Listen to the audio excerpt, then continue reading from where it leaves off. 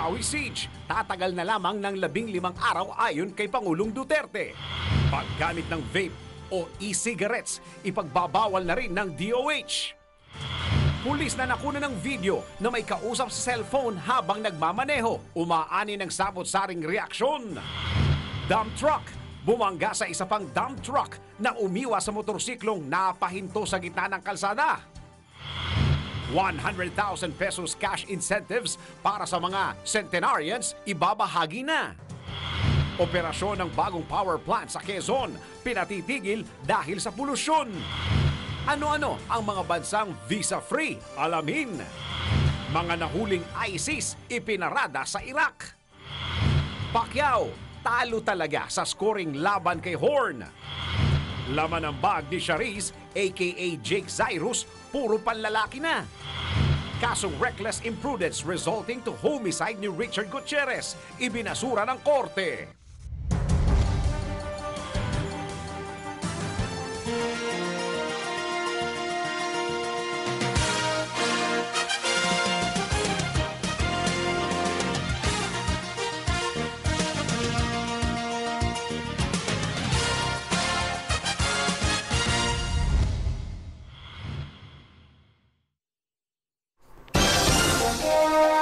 Magandang araw Pilipinas, Luzon, Visayas at Mindanao at sa buong mundo. Samahan po ninyo ako na isang oras sa balitaan. Narito ang detalye ng mga balita.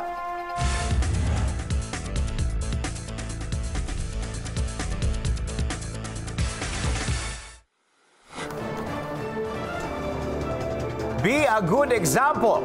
Sumunod sa batas, lalo na kung ikaw mismo ang dapat sana'y manguna sa pagsunod nito. Para sana maging ang mga nakabababa sa iyo ay sumusunod din. Para sa balitang yan, narito ang report ni RH44, Vien Dacles.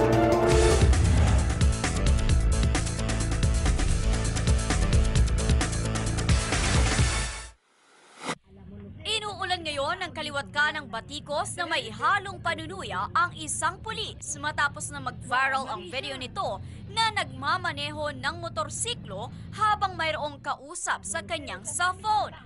Malinaw na makikita sa nasabing video na tanging ang kanang kamay lamang ng naturang pulis na hindi pa malinaw kung sa anong istasyon nakatalaga ang siyang nakahawak lamang sa motor handlebar nito habang binabaybay ang kalsada. Habang ang kaliwang kamay naman nito ay may hawak na cellphone at kasalukuyan pa noong mayroong kausap sa kabilang linya. Malinaw rin na makikita kahit isa pa itong pulis na wala itong suot na helmet na mahigpit na ipinag-uutos ng batas.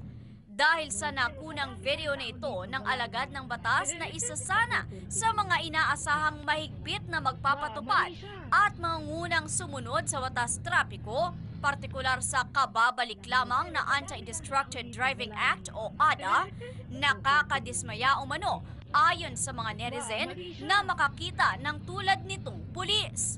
Sa kabila nito, may ilang mga netizen pa rin ang nagtanggol sa naturang pulis na maaari umanong emergency o assignment sa trabaho ang dahilan kung bakit kinailangan itong sagutin ang kanyang cellphone. Gayunpaman, marami pa rin mga netizen ang nagpahayag ng kanilang pagkabahala at pagkalito kung sadya bang mayroon umanong pinipili ang mga batas sa bansa. Para sa MBC Network News, RH44, Vien Dacles, naglilingkod sa pagbabalita.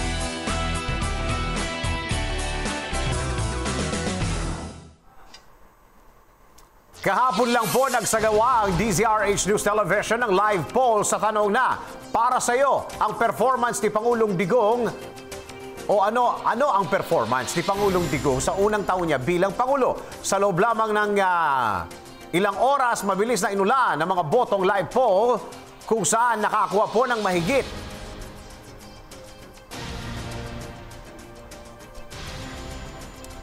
107,437 na nagsabi ng pasado o satisfied sila sa performance ng Pangulo, habang mahigit 2,000 naman lamang ang nagsabi na nakukulangan pa sila sa performance ng Pangulo.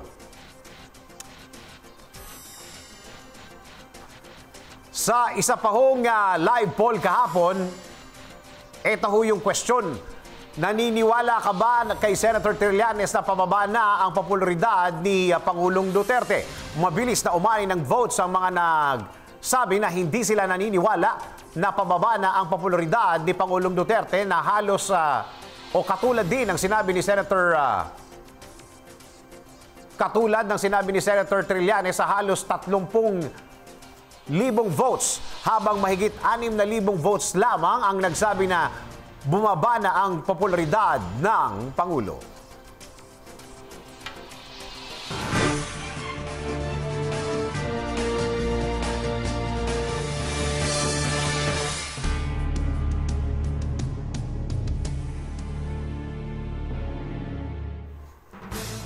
Mga batang nagbubuntis, padami na ng padami. Nako, ito, babala po sa mga magulang dyan, pati na rin doon sa mga menor de edad. Hindi po madaling mag-asawa at magkaroon ng sariling pamilya, lalo na kapag wala pa kayo sa hustong gulang at kung wala pa kayong maayos na trabaho. Kaya hinay-hinay lang po sa pakikipagrelasyon at sa mga magulang naman, bantayan po ninyo mabuti ang inyong mga anak para hindi masama sa humahabang listahan ng teenage pregnancy. Kung gaano ba kalala ang teenage pregnancy sa bansa, alamin natin sa report ni RH48, Sheila Idubas. Muling nabahala ang Commission on Population sa nakitang paglobo ng bilang ng naitatalang kaso ng teenage pregnancy sa bansa. Ayon kay Popcom Executive Director Antonio Perez, mula sa 1,700 na kaso noong 2014, umabot na sa 1,986 ang naitala noong 2015. Dagdag naman ni Lau Beck, kinatawan ng United Nations Population Fund sa Pilipinas, nananatiling malaking hamon sa pamahalaan ang pagkontrol sa patuloy na pagtaas ng bilang ng maagang pagbubuntis sa mga kabataan. Isinusulong ni Perez at Beck ang pagpasa ng mga batas na maglalayong tugunan ang naturang issue.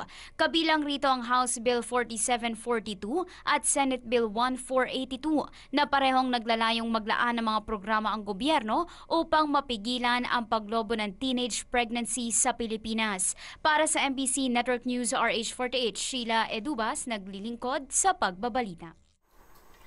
Samantala, panukalang dissolution of marriage haharangin sa Kamara. Magbabalita si 1-4 Let Narciso Abinales. Pinaghihinay-hinay ni Deputy Minority Leader at Buhay Party List Representative Lito Atienza si Speaker Pantaleon Alvarez sa pagsusulong ng panukalang dissolution of marriage. Ang nasabing panukala ay kabilang sa prioridad isulong ni Alvarez sa second regular session ng 17th Congress. Sa ilalim nito, papayagan ang mag-asawa na parehong magpetisyon sa korte para ipawalang bisa ang kanilang kasal. Ayon kay Atienza, mariin niya itong tututulan dahil makasisira ang naturang panukala sa kasagraduhan ng kasal at kahalagahan ng pamilya. Sabi ng kongresista, wala pa siyang nalalamang bansa na gumawa ng ganitong klase ng batas na kapag ayaw na ng mag-asawa sa isa't isa ay pwedeng maghiwalay agad. Naniniwala ang mambabatas na hindi magiging katanggap-tanggap ang bill sa marami, kaya malabo itong umani ng suporta sa mga miyembro ng Kamara. Yan ang DCRH News, Let Narciso Abinales, RH14. Naglilingkod sa pagbabalita.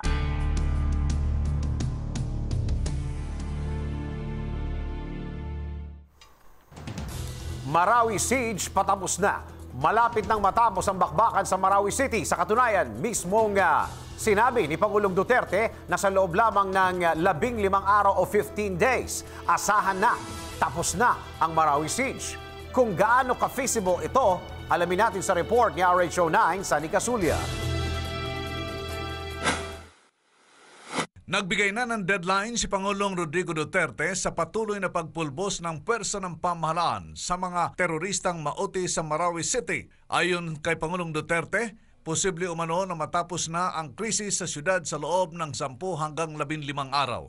Ginawa ng Pangulong Duterte ang pahayag sa kanyang pagdalo sa 10th listing anniversary ng Penex Petroleum Philippines Incorporated sa PSA Trading Floor, PSA Plaza, Ayala Triangle, Makati Avenue, Makati City.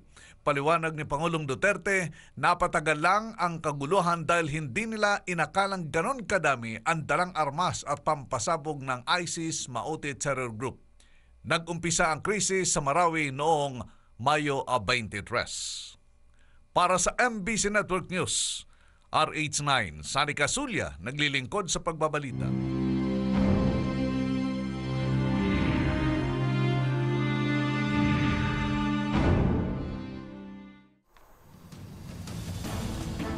5 taong martial law sa Mindanao, OA, ayon sa mga senador. Magbabalita si Juan Tumanang Milkrigunan.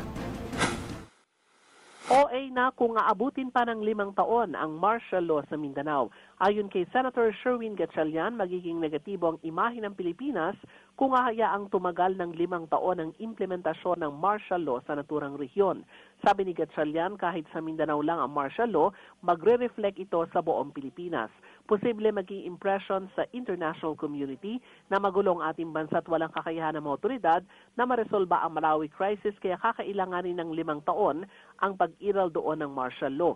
Bukod dito, sinabi ni Gatchalian, negatibo din ang epekto nito sa ating ekonomiya.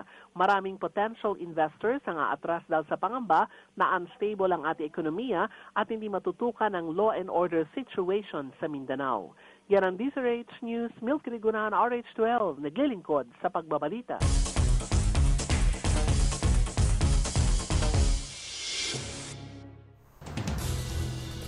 VP Robredo at Chief Justice Sereno ipapa-impeach? Nako, ito, umiinit na naman ang usapang politika. Sa katunayan, sinabi mismo ni House Speaker Pantaleon Alvarez na ikinakasan na nila ang impeachment complaint laban sa 2 mataas na opisyal ng bansa.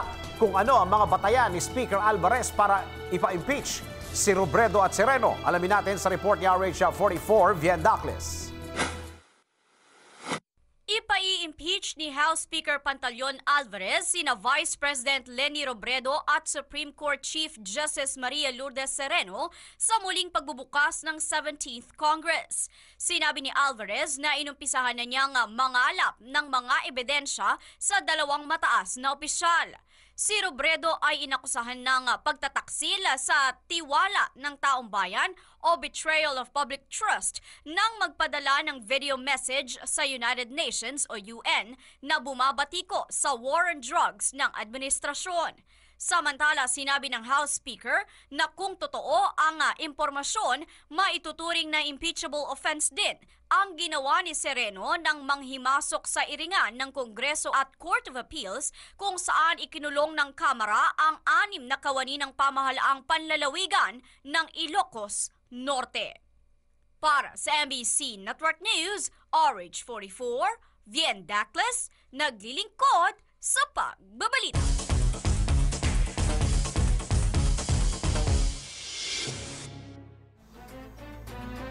Marcos bayad na. Bayad na si dating Senator Bongbong Marcos Jr. sa kanyang election protest laban kay Vice President Leni Robredo.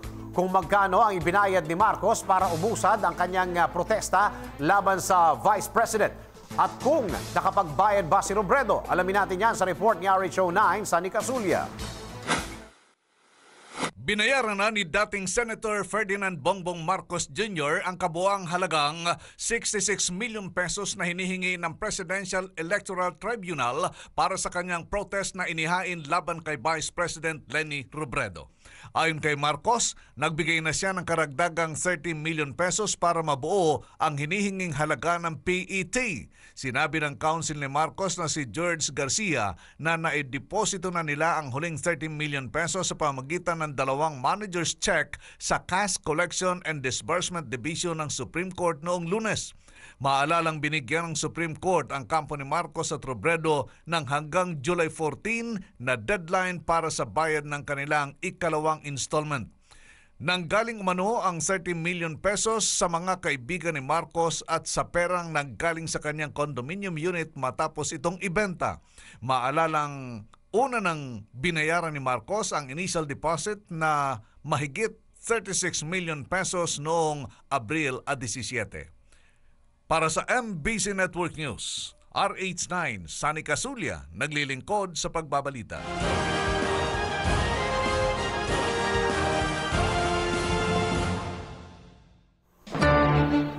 Trillanes bumanat na naman. Muli na namang bumana si Senator Antonio Trillanes IV kay Pangulong Duterte. At this time, ang joke naman ng Pangulo tungkol sa korupsyon ang binatikos nito.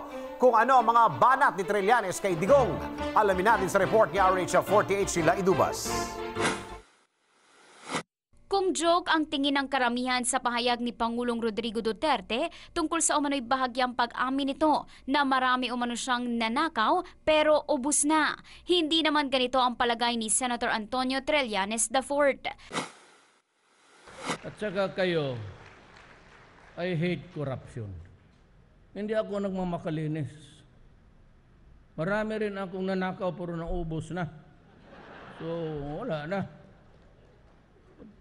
Hindi ako pero corruption is really out during my term.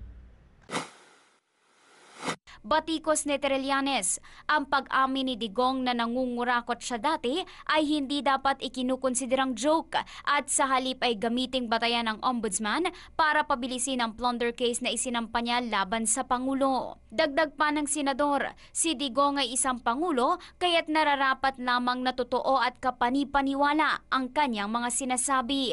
Naghain ng plunder case si Trillanes sa ombudsman noong May 2016 kaugnay sa umano'y hindi mapaliwanag na yaman ng Pangulo at ang pag-hire umano nito ng 11,000 ghost employees.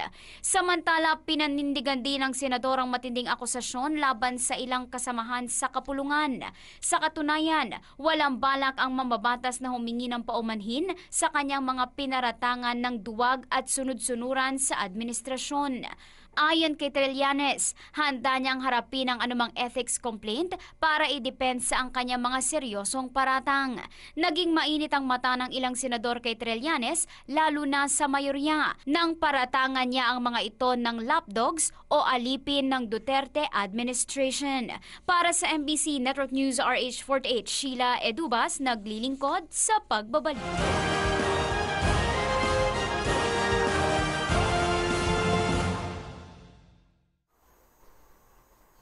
Tolentino, balik gobyerno na naman si dating MMDA Chairman Francis Tolentino matapos matalo sa pagkasenador noong 2016 elections. Kung ano ang posisyon na ibinigay ni Pangulong Duterte kay Tolentino, alamin natin kay RH48 Sheila Idubas. Balik paglilingkod sa gobyerno si dating MMDA Chairman Francis Tolentino.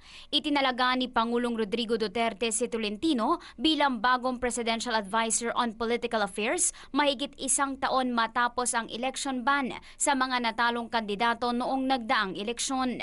Nagsilbing MMDA Chairman si Tolentino sa ilalim ng administrasyon ni dating Pangulong Benigno Aquino III. Noong 2016 election, bagamat tumakbo siyang independent candidate sa pagkasenador, madalas naman siyang nakita sa mga kampanya ng Pangulo kung saan nag-donate pa siya ng mahigit 3.1 million pesos. Nang matalo sa eleksyon, sinubukan niyang i-block ang proklamasyon ng ilang nanalong senador, kabilang na ni Senator Laila de Lima na inakusahan niya ng pandaraya. Unang napabalitang tatakbo si Tolentino sa ilalim ng Liberal Party, subalit nang masangkot sa umano'y pag-hire ng sexy dancers sa birthday ng isang mambabatas, agad na tinanggal sa senatorial slate ng Liberal Party.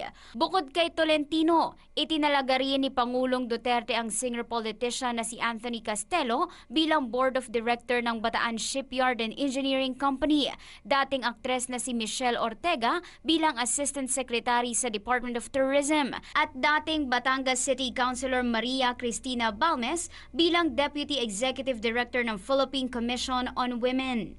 Uupo naman bilang PCOO Assistant Secretary si Maro Director Florentino Loyola Jr., habang sina dating PCOO ASEC Mia Reyes Lucas ay itinalaga bilang PCOO Undersecretary. Samantala, si Amable Aguiluz ay magiging Special Envoy of the President to the Gulf Cooperation Council. Para sa MBC Network News RH48, Sheila Edubas, naglilingkod sa pagbabalik.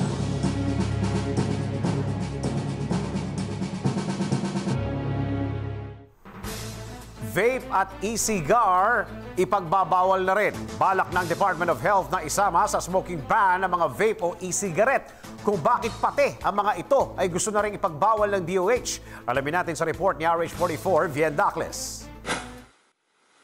Plano ng Department of Health or DOH na isama din sa National Smoking Ban ang paggamit ng tinatawag na vape o e-cigarettes. Ito ay matapos lumabas sa pag-aaral ng World Health Organization o WHO na tulad ng sigarilyo, delikado din sa kalusugan ang dalawang nabanggit na produkto. Dahil sa nabanggit na findings, mahigpit na ikinukonsidera ng DOH ang hakbang na ipagbawal na din sa mga pampublikong lugar ang paggamit ng vape at e-cigarettes. Ang naturang desisyon ay kinatigan ng Philippine Medical Association o PMA. Para sa MBC Network News, RH44, Vien Daclas, naglilingkod sa pagbabalita.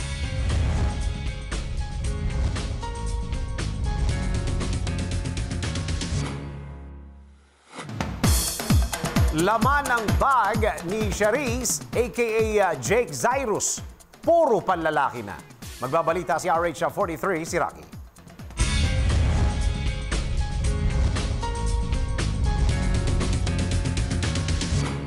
Bukod sa pagbabago ng kanyang anyo at pagpapatanggal ng boobs, tuluyan na rin kinalimutan ni Charisse o Jake Zairus ang mga gamit pambabae. Sa bag na daladala nito ngayon, puro panlalaki na ang makikita sa loob nito at wala ni anumang bagay na pambabae. Kabilang sa mga laman ng bag ni Jake ang suklay na panlalaki, panlalaking pabango, panlalaking wallet at panlalaking shades. Makikita rin sa bag nito ang vape na di umano'y pantanggal niya ng stress at ang wax na mga lalaki lamang ang gumagamit. Samantala, kinumpirma naman ni Jake na mananatili ang kanyang apelyidong Pempenko at ang Jake Zairus na kanyang ginagamit ay isang screen name lamang. At yan aking balita. Ako naman si RH43 Rocky, ang inyong kaliga sa mundo ng showbiz.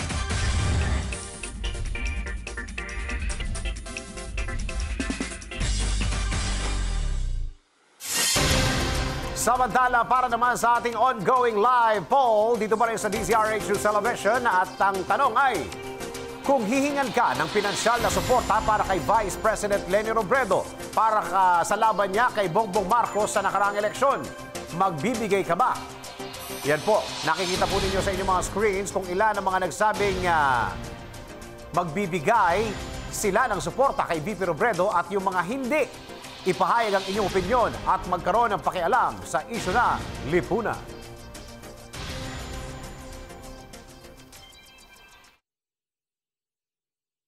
Sa pagbabalik ng MBC Network News, pulis na nakuna ng video na may kausap sa cellphone habang nagmamaneho. Umaani ng sabot-saring reaksyon. Dump truck. Bumangga sa isa pang dump truck na umiwa sa motorsiklong napahinto sa gitna ng kalsada. 100,000 pesos cash incentives para sa mga centenarians ibabahagi na. Operasyon ng bagong power plant sa Quezon pinatitigil dahil sa polusyon. Ano-ano ang mga bansang visa-free? Alamin. Mga nahuling ISIS ipinarada sa Iraq. Pacquiao, talo talaga sa scoring laban kay Horn. Kasong reckless imprudence resulting to homicide ni Richard Gutierrez, ibinasura ng korte. Mga detalye sa pagbabalik ng MBC Network News. Bonding with the family pag may time. Try ng bagong recipe pag may time. Business pag may time. Dahil ang may pride, may time. Pride Power Wash. Tama sa washing machine. Tama sa mancha. Kasi may stain-away formula, di ka kusot ng kusot. Tama ang bula, di ka banlaw ng banlaw. Tama sa motor, dahil walang chalk na pwedeng magbara. Pride Power Wash. Tama sa washing machine. Update pag may time. All you need is Pride ACS. Kaanda. Kaanda. Kaanda. Ang paglalaba, nakukuha yan sa Gaanda. Pinagagaan at pinagaganda ng Pride. May dagdag alaga ng fabric conditioner, nililinis, pinababango, pinalalambot, inaalagaan ang kulay ng damit para gaanda ang pamilya. Ang ganda ko! Pride with fabric conditioner. Di biro maging nurse. Dapat marunong sa sakit at marunong ding mag-alaga. Yun bang may malasakit? Kaya pagdating sa bath soap, hanap ko, tulad ko, lalo't may pamilya ako. Kaya ang gamit ko, Shield Bath Soap. Galit ito sa sakit na dulot ng germs. May antibacterial na pareho ng sa leading brand. At may malasakit sa skin dahil may Shea Butter Moisturizer. May malasakit din sa budget dahil super affordable. Kaya naman approved ito ng Philippine Nurses Association. Shield. Galit sa sakit, may malasakit. ACS. Loyal ka ba sa toothpaste mo? Sa blind toothpaste test, malalaman. Excuse me, anong toothpaste ang ginamit niyo? Eddie, yung lagi ko ring gamit. Unique pala. Mali tayo. Ayon sa research, 6 out of 10 Filipinos nagkamali din. Parehong nabibigay ng maximum fluoride protection, fresh breath, healthy gums at approved ng Philippine Dental Association. Parang toothpaste ko? Pero ang unique, mas affordable ang presyo. Mali na naman tayo. Dahil hindi unique ang toothpaste mo, try mo po. Unique. It's your toothpaste at your price. PCS. Get ready for an intense, extreme, exciting experience. Here's PCSO's newest, biggest game ever. The Ultra Lotto 658 for only 20 pesos per combination. 50 million pesos is at stake. Pick 6 numbers from 1 to 58. Hit the jackpot and be an ultra millionaire of 50 million pesos. Exciting consolation prizes await you ranging from 20 pesos up to 280,000 pesos. More numbers, bigger prizes. See posters and print ads for details.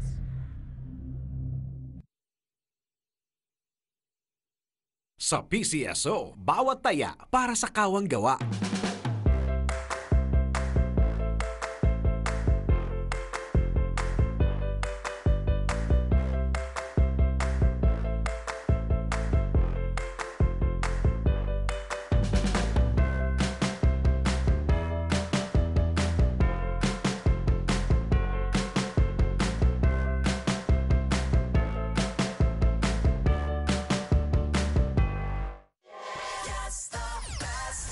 All fundraising organizations. Get the chance to raise more than 1.2 million pesos for your charity project. Be a partner of PCSO in its mini sweepstakes special draws. The PCSO is opening its doors to all non-profit organizations, local government units, cooperatives, social civic groups, and associations to its newest project, PCSO Partner Tayo. Interested parties may visit the PCSO Product and Standard Development Department, 3rd floor, Conservatory Building, Shaw Boulevard, Mandaluyong City.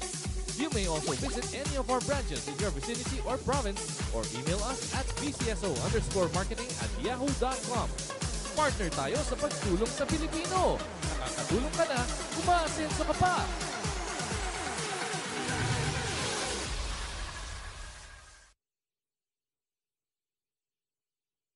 Sa PCSO, bawat taya para sa kawang gawa.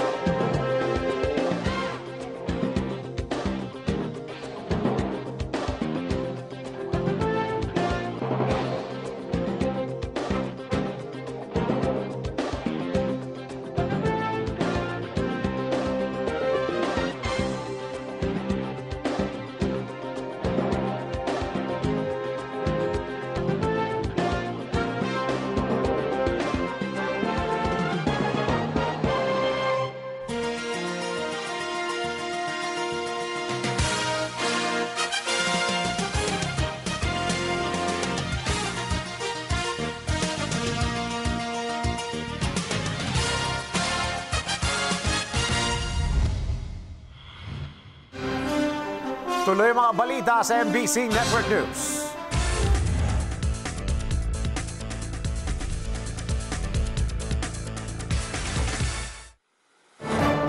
Huwag mataranta sa gitna ng kalsada. Yan ay para hindi kayo madisgrasya o makabangga ng ibang motorista.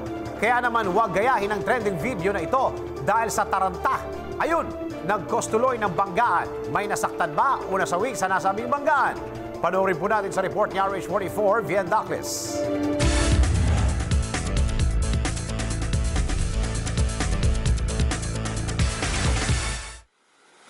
Huli sa CCTV camera ang aksidenteng pagbangga ng dump truck sa sinusundan nitong isa pang dump truck dahil lamang sa isang rider na humarang sa unahan ng mga ito.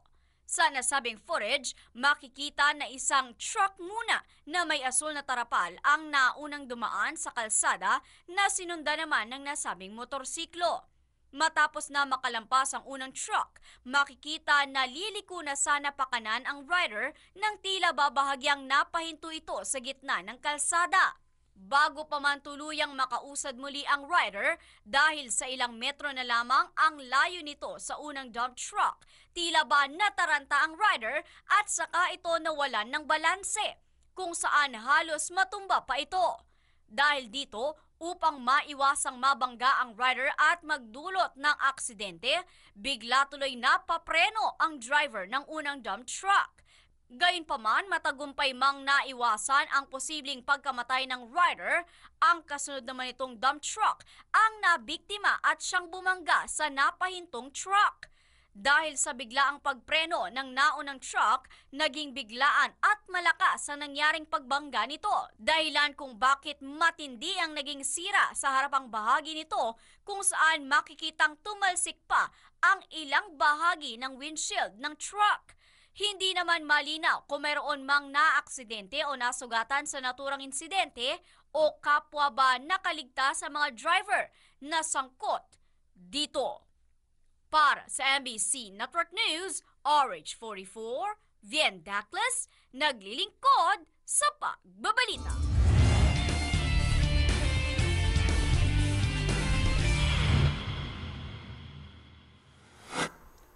Good news para sa mga centenarian. Pati na rin sa mga kamag-anak ng mga pumanaw na centenarians. Dahil matatanggap nyo na ang inyong mga incentives. Kung magkano ang incentive na ito, alamin natin sa report ni RHO9 sa Nicasulia.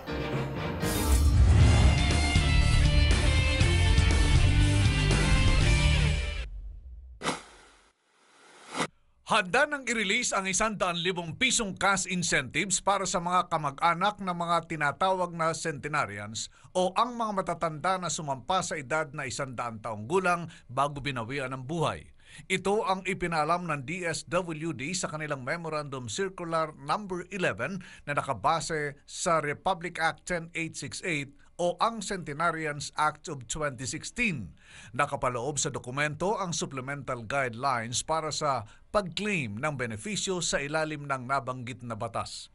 Kabilang sa dokumento na dapat isumiti sa City o Municipal Social Welfare Office at Office for Senior Citizens Affairs o OSCA, ang Senior Citizens ID o kahit na anong government-issued ID ng yumaong centenarians. Partikular na kwalipikado sa 100,000 pisong cash incentive ang mga matatanda na binawian ng buhay sa edad na 100 taong gulang umpisa na magkabisa ang Republic Act 10868 noong June 15, 2016. At yan ang ating Good news para sa MBC Network News. Sunny Casulia, RH9, naglilingkod sa pagbabalita.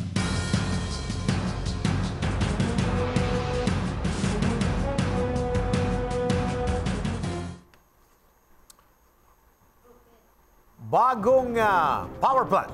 Kagagawa pa lang, ipinapatigil na. Agad na hiniling ng mga residente sa Quezon ang pagpapatigil ng power plant na nagdudulot umano ng polusyon. Kung anong klaseng power plant ito, alamin natin sa report ni RH33, Benji Antioquia. Dahil sa mga paglabag at walang makaukulang mga permit mula sa DENR at pahintulit mula sa iba't ibang mga departamento ng gobyerno, pinagtibay kahapon ng Sangguniang Panlalawigan ng Quezon para ipatigil ang isa sinasagawang konstruksyon ng San Buenaventura Power Plant na pag-aari ng Quezon Power Limited sa Mauban, Quezon. Batay sa privilege speech ni Port District Board Member Isias Ubana, malaking panluluko umano ito ng may-ari ng panibagong itatayong power plant sa dahilang hindi pag-aari ng mga ito ang tabing baybayin dagat na kinatitrikan ng nasabing planta sa Mauban, Quezon. Higit sa paglabag, walang maipakitang mga dokumento mula sa DENR tulad ng Environmental Compliance Certificate o ACC, maging ang reclamation permit. Kaya ang nakikita ng mga bukal sa Quezon ay malinaw na nilabag ng may-ari ng power plant ang National Provincial Laws Ordinance related to environmental protection. Batay sa regular Monday session kahapon, araw ng Lunes, majority Committee, nagkaisa ang mga miyembro ng board member sa Quezon na ipatigil muna ang nasabing konstruksyon ng San Buenaventura Power Plant at mahigit sa lahat, panibagong masamang idudulot naman na pollution ang mararanasan ng mga taga First District ng Quezon dahil sa maitim na ibubugang usok sa nasabing planta. Mula dito sa lalawigan ng Quezon, ito si Benjancho kanang RCTV naglilingkod sa pagbabalita.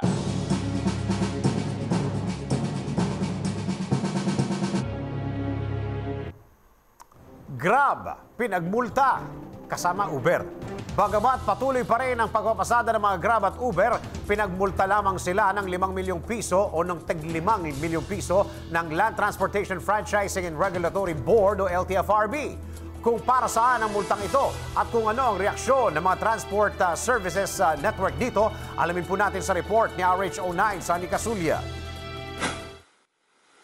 Pinagmulta ng Land Transportation, Franchising and Regulatory Board ng 5 milyong piso ang Grab at Uber. Ito'y dahil sa iba't ibang uri ng paglabag sa terms at conditions ng kanilang Certificate of Transportation Network Company accreditations. Kabilang sa pagsuway ang pagpapahintulot ng Grab at Uber sa kanilang mga unit na bumiyahe ng walang Certificate of Public Convenience, Franchise or Provisional Authority. Lumabas sa pagdinig ng LTFRB na dahil sa paglabag, nistulang napayagan ang colorum operations ng mga Grab at Uber service vehicles sa lansangan. Sa kabila nito, hindi sinuspindi ng board ang dalawang transport network vehicle service, bagamat sila ay pinagbabayad ng 5 milyong pisong multa sa lalong madaling panahon. If public convenience is concerned, meron naman ng mga jurisprudence na nagsusupport na even if it is not within yung sa aming scope, but when we talk about public convenience, then the law supports yung which is a paramount consideration. Nagpasalamat naman ang pinuno ng Grab na si Brian Ko sa LTFRB sa pagpapahintulot na patuloy silang pumasada at sa publiko dahil sa patuloy na pagtangkilik sa Grab. Sa kanyang Facebook post, itinanggi ni Ko ang mga haka-haka na may pera-perang arrangement sila sa LTFRB kaya sila pinayagang pumasada at malugod umano nilang tinatanggap ang 5 milyong multa mula sa ahensya. Para sa MBC Network News, RH9, Sunny Casulia, naglilingkod sa pagbabalik.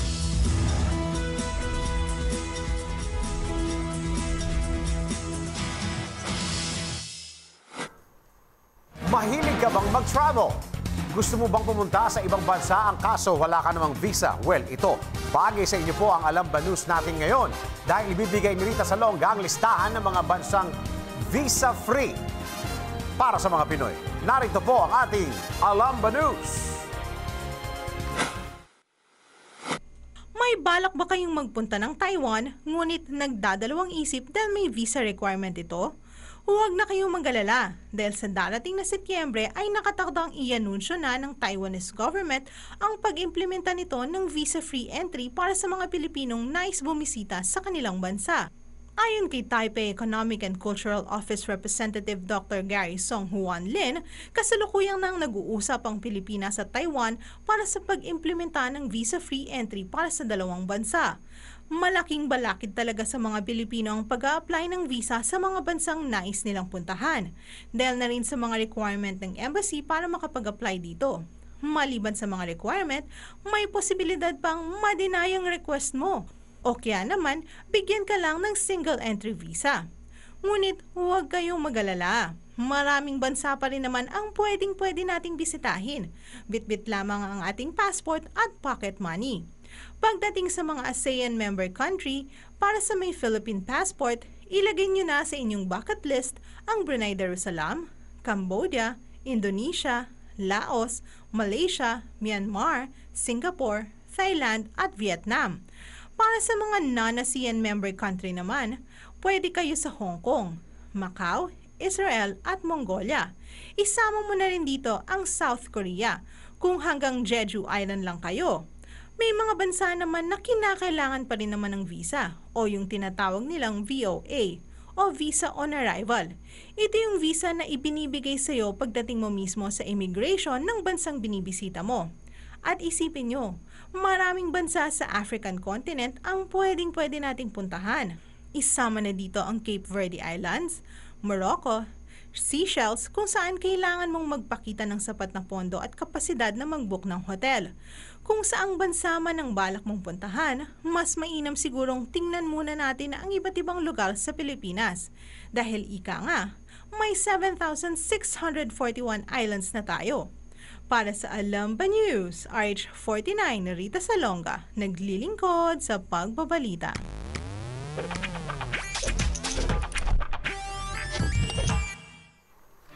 Madalas na overtime, nakakasama sa kalusugan. Overachiever ba kayo? Lagi ba kayong naiiwan sa opisina na naglalaro? Hindi kasama. Nako, hinay-hinay lang po tayo sa pagtatrabaho at baka magkasakit naman kayo niya. Ito, itag nyo na po yung mga kaibigan ninyong adik sa trabaho. Narito po ang ating PS sa Itag You.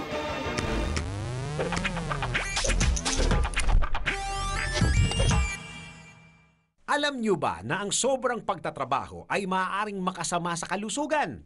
Ayon sa pag-aaral na isinagawa ng University of College of London, lumabas na malaki ang tsansa na magkaroon ng cardiovascular diseases ang mga empleyado na nagtatrabaho ng 55 oras pataas sa loob ng isang linggo. Paliwanag ng mga eksperto, 33% ang posibilidad na ma-stroke ang mga taong laging nag-overtime habang 13% naman ang tsansa na magkaroon sila ng coronary heart disease. Bukod dito, sinabi rin ng mga dalubhasa na kahit mas mababa sa 55 hours a week ang ginugugol na oras sa pagtatrabaho, may masama pa rin itong idinudulot sa kalusugan. Kung ang empleyado ay nagtatrabaho ng 41 hanggang 48 hours a week, meron siyang 10% risk sa stroke, habang 49 to 54 hours a week naman ay meron siyang 27% risk sa stroke. Ayon sa mga dalubhasa, madalas na nagkakasakit ang mga taong laging nag-o-overtime sa trabaho dahil sa kanilang unhealthy behaviors gaya ng pag-inom ng alak at pag-upo ng matagal na oras na sinasamahan pa ng matinding stress.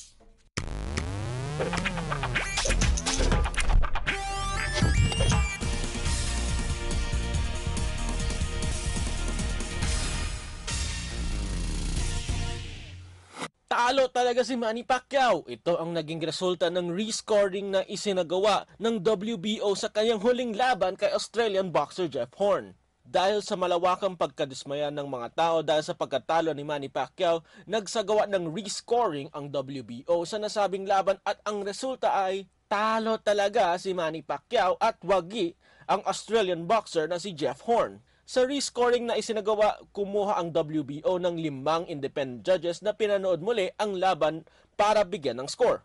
Para makuha ng isang boxer ang round, kailangan 3 sa 5 judges ang sumang-ayon ng puntos. Sa huli, isang judge ang nagbigay ng 114 to 113 na panalo kay Manny, habang 2 ang nagbigay ng 114 to 113 na panalo kay Horn.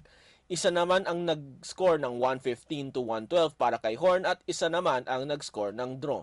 Bago pa man nagsimula ang rescoring, nilinaw ng WBO na kahit ano ang maging resulta ng rescoring, hindi pa rin mababaligtad ang panalo ni Jeff Horn. At yan ang ating balitang pampalakasan para sa Game Now. Ako si Toby Pavon.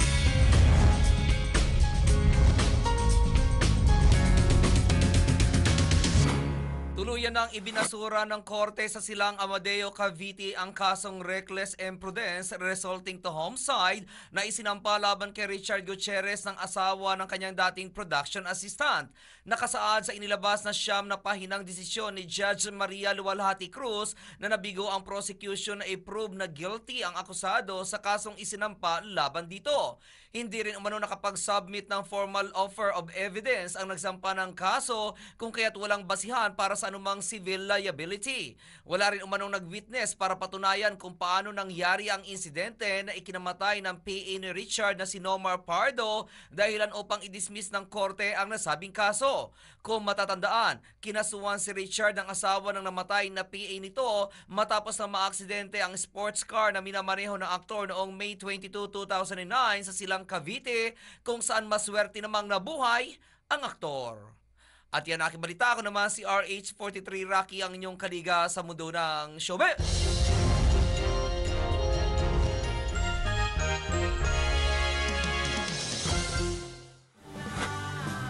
Para po sa lagay ng ating panahon, muling naulit kahapon ang biglaang pagbuhos ng ulan dahil alas 7 ng gabi kagabi. Tulad nito lamang Lunes, mauulit kaya ito today or anytime later this afternoon?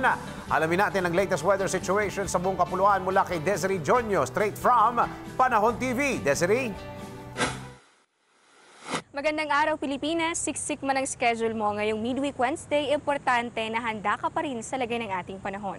At para gabayan ka, silipin natin ang nilalaman ng forecast ng pag-asa para sa mga piling lungsod ng ating bansa. ITCZ o Intertropical Convergence Zone ang umiiral dito sa ilang bahagi ng Southern Luzon, pati na rin sa Visayas at sa Mindanao. Sa pag-iral nito, mahina hanggang katamtamang ulan ang mararanasan sa Kalayaan Island sa bahagi ng Palawan, maging sa Calapan, Oriental Mindoro, hanggang sa Dumaguete at sa Rojas. Sa mga nakabakasyon naman sa Cabanatuan, Nueva Ecija, magpapakita si Haring Araw pero paghandaan pa rin ang isolated rain showers and thunderstorms. Sa Catbalogan, Samar, maulang panahon din ang maaring umiral. Dapat ding magdala ng payong sa kani-kanilang mga lakad ang mga taga-Tagbilaran, Surigao at Dipolog. Mas maaliwalas naman ang panahon sa General Santos. Dahil nga nagpapatuloy ang rainy season dito sa ating bansa, narito ang ilang mga paalala para sa mga magmamaneho sa maulang panahon.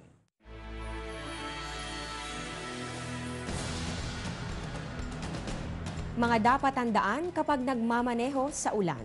Bagalan ang takbo ng sasakyan dahil madulas ang kalsada na maaaring magdulot ng aksidente. Gumamit ng wipers para malinis ang windshield at makita ng husto ang daan. Buksan ang headlights para madaling makita ang sasakyan, lalo na kung makapal ang buhos ng ulan. Gamitin lang ang hazard lights sa oras ng emergency. Iwasan ang mga bahaing lugar at kung hindi kayang ipagpatuloy ang biyahe, gumarahe sa ligtas na lugar. Maging listo sa mga babala kagaya ng manholes, butas-butas na kalsada at iba pang road hazards na maaaring hindi makita kapag may baha. Mag-ingat sa mga naglalakad at tumatawid para iwas aksidente. Tandaan na tuwing panahon ng tag-ulan, iba yung pag-iingat ang kailangan.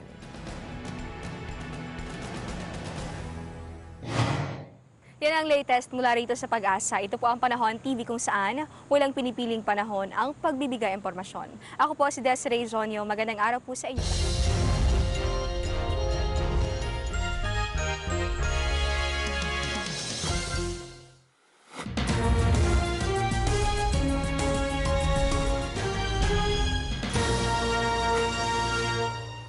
Ibinalandra at ipinarada ng puwersa ng Iraq Army ang mga miyembro ng ISIS na nahuli nilang nagtatago sa Mosul, isang araw matapos ideklarang terror group free na ang lungsod.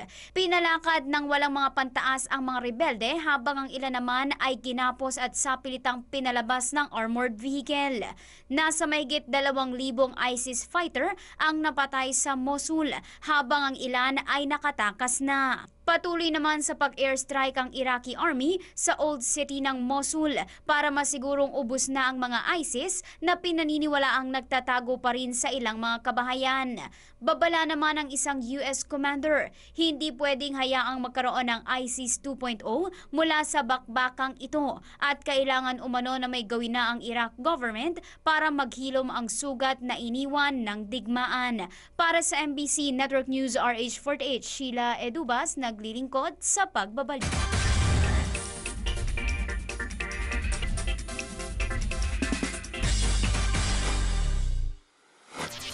Check muna natin yung ating live poll. Patuloy pa rin ang sinasagawa naming live poll sa DZRH News Television Facebook page sa katanungang kung hihingan ka ng pinansyal na suporta para kay Vice President Leni Robredo para sa laban niya kay Bongbong Marcos sa nakaraang eleksyon.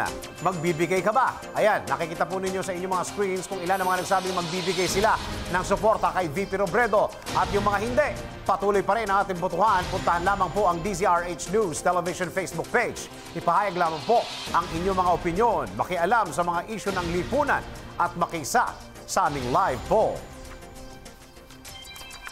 At sumayin nyo na naman ang isang oras sa ating balitaan, mga impormasyong dapat po ninyong malaman saan mang sulok ng mundo. Sa ngalan ng buo-buo ng MBC Network News, ako po inyong lingkod sa pagbabalita. Ako po si Dennis Antenor Jr. Bukas, alas 12 ng tanghali, tuloy-tuloy ang ating balitaan dito lamang sa MBC Network News.